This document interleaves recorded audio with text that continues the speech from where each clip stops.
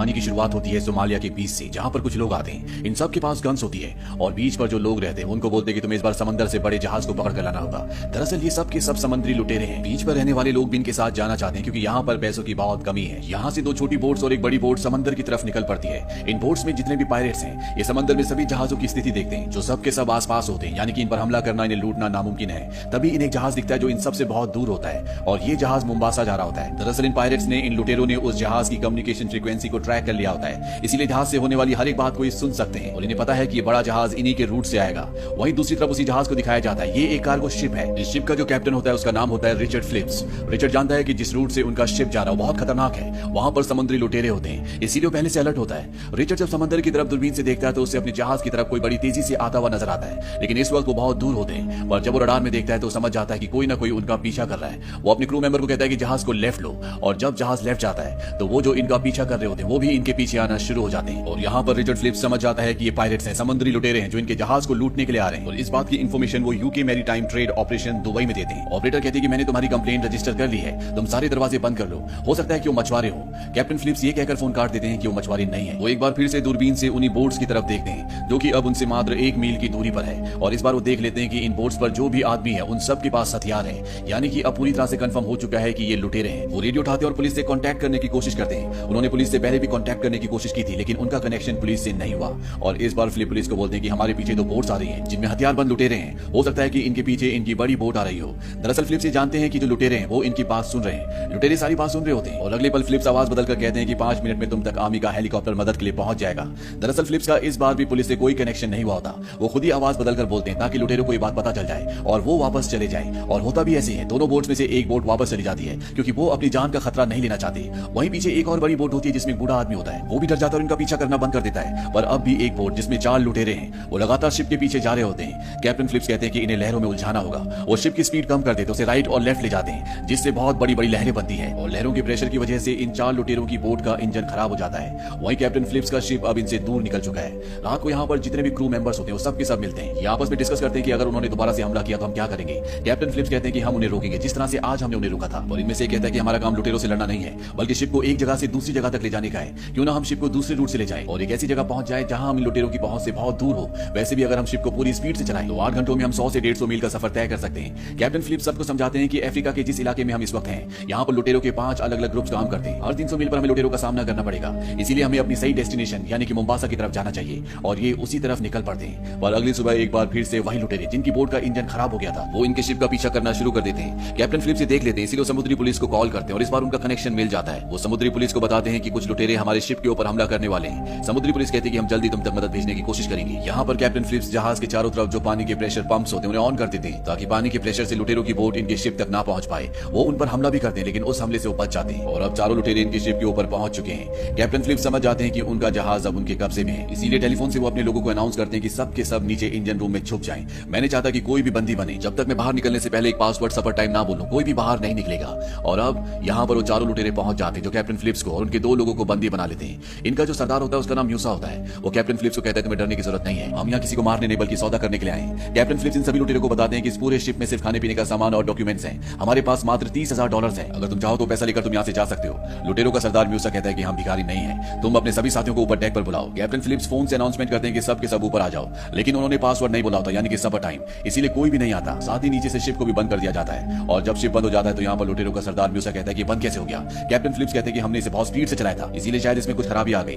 यहाँ पर लुटेरे एक बार फिर से अनाउंसमेंट करते हैं। वो कहते हैं कि नीचे जितने भी लोग हैं अगर जल्द से जल्द ऊपर ना आए तो हर 1 मिनट में हम तुम्हारे एक आदमी को मार देंगे। और इस बार भी कोई ऊपर नहीं आता क्योंकि कैप्टन फिलिप्स के ऑर्डर थे, जब तक वो पासवर्ड नहीं कहेंगे सफर टाइम कोई भी बाहर नहीं आएगा। वो म्यूसा को अपने लोगों को ना मारने के लिए कन्विंस भी कर लेते हैं। म्यूसा कहता है कि मैं नीचे जाकर चेक करना चाहता हूँ। दरअसल वो सभी लोगों को ढूंढ कर ऊपर लेकर आना चाहता है। कैप्टन फिलिप कहते हैं कि ठीक है, नीचे इमरजेंसी लाइट ऑन है, अगर वो बंद हो गई तो हमें वहाँ कुछ भी नहीं दिखेगा, हमें ध्यान रखना है कि वो बंद ना हो। और ये कहते हुए उनके हाथ में जो वॉकी टॉकी होता है वो उसका बटन ऑन कर देते हैं, इसीलिए नीचे इंजन रूम में जितने भी लोग छुपे होते हैं वो सबके सभी बात सुन लेते हैं। वो समझ जाते हैं कि उन्हें इमरजेंसी लाइट को बंद करना होगा, नहीं तो वो लोग यहाँ पर आकर इन्हें ढूंढ लेंगे। इनमें से एक आदमी जनरेटर बंद करने के लिए निकल जाता है और दूसरा पानी लेने के लिए। वहीं दूसरी तरफ कैप्टन फिलिप्स, म्यूसा और एक और आदमी, ये तीनों के तीनों नीचे आना शुरू करते हैं। कैप्टन फिलिप्स जानबूझकर उसे उस जगह ले जा रहा होता है जहां पर वो नहीं है, पर म्यूसा वहीं पर लगे हुए एक मैप को देख लेता है जिससे उसे पता चलता है कि इंजन रूम सबसे आगे है। वो फिलिप्स से कहता है कि मुझे सबसे पहले इंजन रूम में जाना है क्योंकि सारी खराबी सारी गड़बड़ी वहीं से हुई है। फिलिप्स कहता है कि ठीक है, लेकिन सबसे पहले हमें पीने के लिए पानी लेना होगा क्योंकि वहां पर लाइट नहीं है और इंजन रूम बहुत ज्यादा गर्म होगा। अब ये तीनों के तीनों नीचे पानी लेने के लिए जाते हैं। वहां पर पहले से वो आदमी होता है जो पानी लेने के लिए यहाँ पर आया होता है। फिलिप्स उसे देख लेता है। वो कोल्ड स्टोरेज के अंदर छुपा होता है जहां पर अंधेरा भी होता है। और जब म्यूसा का आदमी अंदर आ रहा होता है, फिलिप्स उसे कहता है कि तुमने पैरों में कुछ भी नहीं पहना, तुम्हें चोट लग सकती है।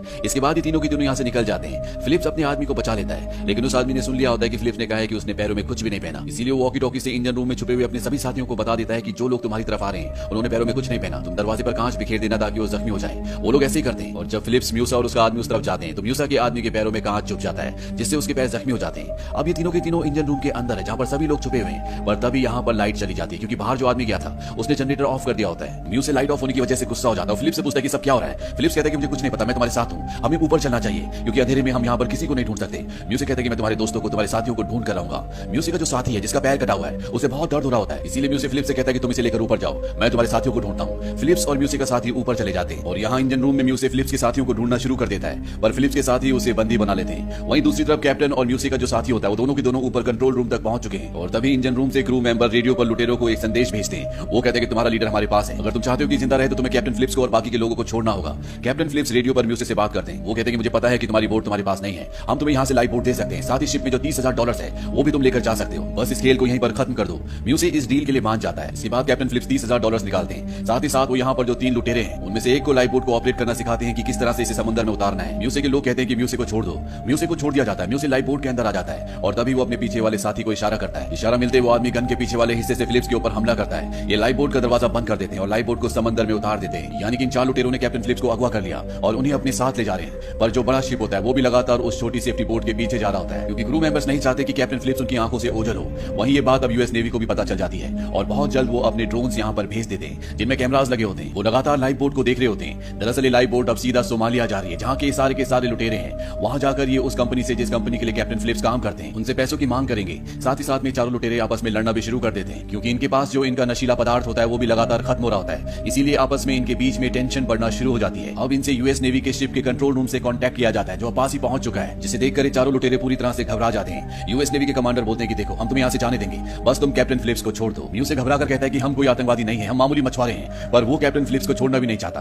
वो कहता है कि हम कैप्टन फिलिप्स को तभी छोड़ेंगे जब तुम हमें $10 मिलियन दोगे। म्यूसा को बताया जाता है कि ये इतना आसान नहीं है, इसमें वक्त लगता है, लेकिन तब तक हम तुम्हें खाना और पानी देने आना चाहते हैं। म्यूसा इस बात के लिए मान जाता है क्योंकि उनके पास खाना और पानी दोनों की कमी होती है। कुछ ही देर बाद यूएस नेवी की 2 छोटी-छोटी बोट्स इन तक पहुंच जाती है। वो कहते हैं कि हम पहले कैप्टन फिलिप्स को देखना चाहते हैं। वो कैप्टन फिलिप्स को बाहर लेकर आते हैं। कैप्टन फिलिप्स यूएस नेवी से पूछते हैं कि मेरे परिवार को पता है कि मैं कहां पर हूं। यूएस नेवी कहती है कि हां, हम उन्हें पल-पल की खबर दे रहे हैं। कैप्टन फिलिप्स कहते हैं कि मेरे परिवार को पता होना चाहिए कि मैं लाइफ बोट में सीट नंबर 15 पर हूं। दरअसल ये एक तरह से यूएस नेवी को इंडिकेशन होता है कि वो लाइफ बोट के अंदर सीट नंबर 15 पर बैठे हुए हैं। वहीं म्यूसा का साथी जब देखता है कि म्यूसा लगातार नेवी वालों से बात कर रहा है तो वो कैप्टन फिलिप्स के कान के पास गोली चलाता है और म्यूसा को अंदर आने के लिए बोलता है। वो कहता है कि तुम्हें उनसे ज्यादा बात करने की जरूरत नहीं है। यहाँ पर जब नेवी वाले गोली की आवाज सुनते हैं तो वो अपनी बोट्स को वापस बुला लेते हैं। इसके बाद एक बार फिर से म्यूसा को रेडियो पर कॉल किया जाता है, ये जानने के लिए कि कैप्टन फिलिप्स ठीक है कि नहीं। कैप्टन फिलिप्स कहते हैं कि मैं ठीक हूँ। यहाँ पर अब रात हो जाती है और बहुत जल्द अब ये सोमालिया पहुंच जाएंगे। अगर ये सोमालिया पहुंच गए तो इसके बाद यूएस नेवी या आर्मी चाहकर भी कैप्टन फिलिप्स को नहीं ढूंढ पाएगी। कैप्टन फिलिप्स म्यूसा को कहते हैं कि मुझे टॉयलेट जाना है। वो उसे टॉयलेट जाने की इजाजत दे देते हैं। उनके साथ बाहर वही लुटेरा होता है जिसके पैर पर कांच चुभा था। कैप्टन फिलिप्स उसे पानी में धक्का देते हैं और खुद भी पानी में दूसरी तरफ कूद जाते हैं। वो अपने बड़े-बड़े यूएस नेवी के शिप्स की तरफ बढ़ना शुरू कर देते हैं। वहां पर यूएस नेवी को पता चल जाता है कि पानी में कोई 2 लोग कूदे हैं, लेकिन अंधेरा होने की वजह से वो कंफर्म नहीं कर पाते। और इससे पहले कि यूएस नेवी कोई एक्शन ले पाती या कैप्टन फिलिप्स तक पहुंच पाती,